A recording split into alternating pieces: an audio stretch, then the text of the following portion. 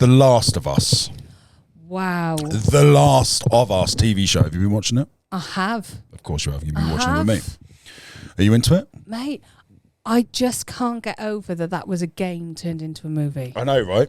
Awesome. Pretty epic. Yeah, brilliant. It's a great game on the PlayStation. Highly recommend it. And the actual characters themselves are really well written, aren't they? Really well written. They've casted like for the game. It's almost like they made the film with the game in mind. The game with the film in mind. Yeah. The actors are casted brilliantly. The locations are like for like to the game. It follows the same storyline. It is fantastic. But you don't have to have played the game in order to know what is going on. It's a standout zombie apocalypse TV series. It's probably the best zombie apocalypse TV series there is, in my opinion. Walking Dead was brilliant. Walking Dead was great. Have you watched that?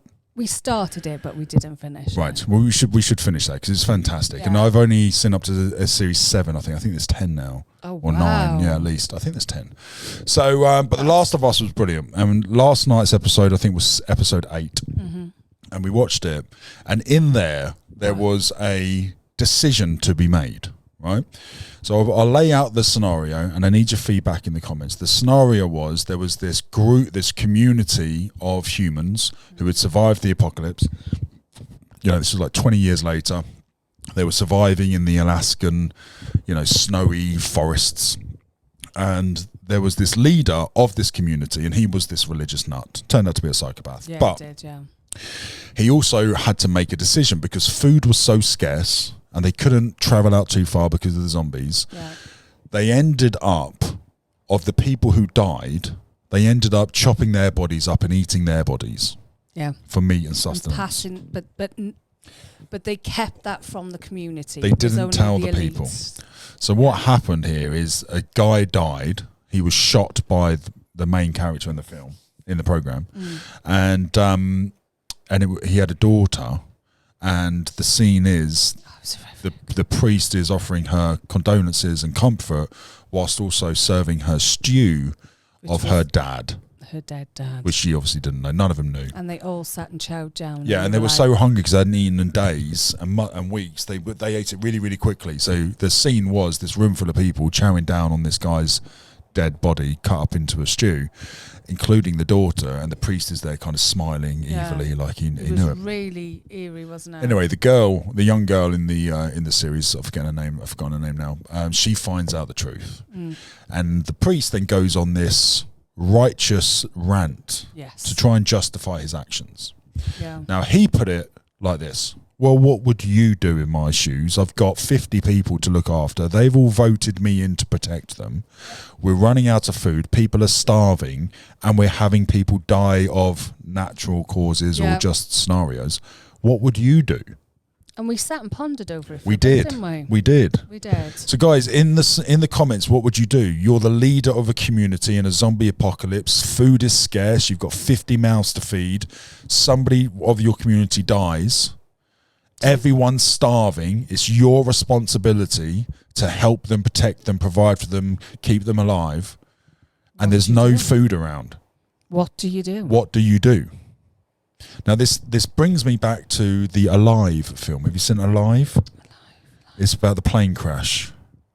No. Fantastic film. Highly recommend it. There's a plane crash in the Alps or somewhere snowy, and like 10, 12 people survive or something. Was this the one that was a true story? Yes. Yeah. Yes, I have. Yeah, yeah. And they ended up having to eat the dead bodies to survive because they were there for months or something. And it brought me back to that kind of thought process. If you had to survive, you're in a survival situation, and you've got a leader, and you're turning to that leader for support. And every night he's giving you a hot, warm meal. Yeah. And there's no food around. You're going to know, aren't you? You're going to know. But 2, is it a bad thing? Well, did he do something wrong? My opinion on this is when you are starving, your children are starving, you will do what is necessary to 1, survive, 2, to provide. Yep. And 3, to try and better the position you are in. Yep. It's natural, right? I'm not saying eating dead bodies or killing people is the way forward, right? But if that is your only option, then you're going to take it. If that's the only way, if it's that or slowly die of starvation, get diseases. You've got to do it, right? Yeah, you've got to do it. If people don't eat, they get diseases, they die. So we were left there, and I was left there thinking, has he done a bad thing here? Is this guy actually at fault? He's an absolute psychopath. And I kind of concluded, he did the right thing, because there's no food around. Right? They had the occasional deer here and there, but you need a lot of deer to feed 50 people, right? There just wasn't enough. Have lasted 2 weeks. And people were dying like once a week, once every other week in this scenario. So there is food there. Yeah. And you're able to store it because it's cold, therefore it won't rot. And, at the end of the day, let's call a spade a spade. Although we are humans, there's a lot of meat on us and there's a lot of sustenance in our body, right? There's a lot. There's a lot. Plus, you could use the body as bait to lure in bears and whatnot as well. That would be good sustenance. But I kind of got to the conclusion that if I was in his scenario, I had 50 people to feed and I had some dead bodies, it's better that they don't know. Or they die. It's better they don't know. It's better they don't know. Yeah. It's a necessary evil. It's for their own good. It's survival. Now, the next question is, should you have been up front?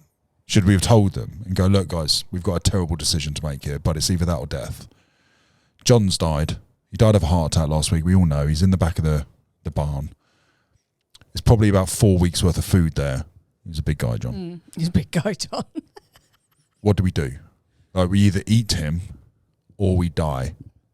So do you think that it's probably better that everybody's on the same page and they're all I don't know. This kind of brings me back to the fucked up government that we have, right? How much of what they're doing is for our best interest, and it's better that we don't know. Because if we knew what was actually happening, could we handle it as a society? As a group of moaning, negative, over-dramatic, overly emotional creatures. Yeah. If we found out that COVID was actually a conspiracy and it was, chemical warfare and it was an intentional terrorist attack against the world, blah, blah, blah. If we found that out, there'd be fucking chaos. There would be. There'd be fucking chaos. Well, there'd be no government. There'd be fucking chaos. It'd be gone, wouldn't it? So in that instance, it is better that we don't know. It is better that the government fucking deals with it and we're able to just live our fucking sad little existences. So it got me thinking, did he do a bad thing? And my conclusion was no. My conclusion was, I think I'd probably do the same thing because it's that or death. Yeah. It's feed 50 people that I know and love and care about, a dead human. Yeah. Or it's watch 50 people who I love and care about slowly die to death. And that's the thing. If you tell... Die to death. If you tell them, then you run the risk of them taking the law into their own hands. Turning on you, or finding a new leader, or dying. Well, say for instance you've got Jonathan over there and you can't stand him. He's already had his way with your wife. Just kill him and eat him. Next. Well, this then asks the next question: are they eating the bodies of naturally dead, dying people, or are they actually killing them to survive? We haven't got that far. We haven't got that far. So that obviously I draw the line there. But do I draw the line there? Well, I don't know because he was. Let's play it out. He was also going along the lines of, I'm going to repopulate, and he wanted all the young girls to himself. He was just a bit crazy, wasn't he? He was crazy. But let's play the other scenario out. Go on. Let's play the scenario. You've got 50 people to look after. Nobody's died. Mm-hmm. It's been a couple of months. Everyone's starving. And you've got to make the decision. Do we carry on starving? Or do we take somebody? Who do we eat? What's the criteria? Let's play it out. It's happening right now. Yeah. We're in a room. We've got the 50 people over there in another room. We need to protect and we've got a few possibilities. Who's going? Well, we got all the pictures in front. We're like Amanda. We got all the pictures. We got all the pictures. Simon Cowell here. So first things first. Women groups. Yeah. Male, female, ages. First things first. We turn over all the children. Right. We're not eating the children. So they all disappear. They're all over there. 50 turns down into 30. Right. Now you got men and women. Yeah. Right. Who's going to have the most meat? Men. Right. We're bigger. Yeah, of course, right? Yeah. So the men will have the most meat, so get rid of all the women, right? So now we're just left with 15 men. Oh. Now, if you go for the fattest man, yes, you've got the calories there from the fat, but there's not much sustenance. There's energy there, but there's not much sustenance. If you go for, the biggest, muscliest guy there, then you're going to get a load of sustenance then, but he's the biggest, strongest here. So you want him to hunt. You want him to hunt and survive and protect and fight. And so you don't want to kill the biggest guy. You don't necessarily want to kill the fattest guy. You don't want to kill the guy who's handy for fixing stuff. You don't want to kill the medical guy. Of course, the doctor definitely not. Yeah. Like if you're handy with your hands, you're a big guy who can go out and fish and hunt. Yeah. And did I say medical? Yeah, and you're a doctor. Yeah.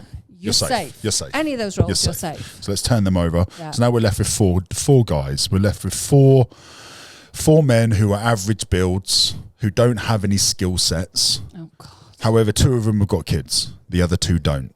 The 2 don't have kids are the ones that are fine. Going. So we get rid of the dads. Dads are safe. Yeah. So we got the 2 single guys, average looking, average builds, average skill set. They're not overly, they're not the biggest or the strongest, and they're not the medical. They're the least skilled people who are single without kids. John and Jeff, both roughly the same size. Which one do we choose? How do you choose? I don't know how we got this far, to be honest. Well, I think we did really well. Yeah, it's quite logical. How would you have broken it down, gang? Yeah. Let me know. I've also was thinking about the woman with the biggest knockers. We wouldn't have to kill her, just chop her knockers off. Is that too far? Yeah. She'd survive?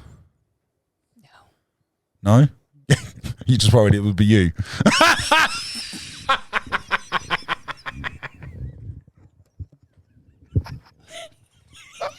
Who's got the biggest dick? All right, chop it off.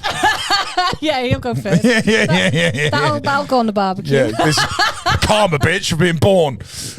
So who do we choose, John or Jeff? John or Jeff? Well, what are the other factors we need to take into consideration? What are the factors age. Right, yes. John's 50, Jeff's 40. Does that make any difference? Yes. It does, of course, because the oldest person is going to have least muscle mass. Yeah. Less muscle mass. Yeah. Plus, they're older. So they've had more of their life. But you want to keep the younger guy. You can keep the younger guy, right? So it's John. John's going. But the younger guy's got more sustenance.